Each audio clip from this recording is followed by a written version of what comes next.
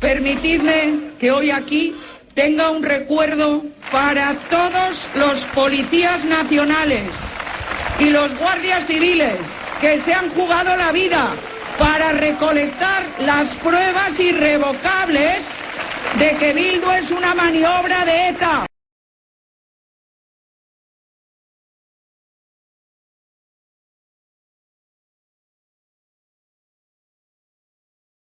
Me gustaría ver, aunque solo fuera un día, a uno de esos 6 magistrados sentado en el puesto de un concejal del Partido Popular en cualquier pequeño municipio del País Vasco.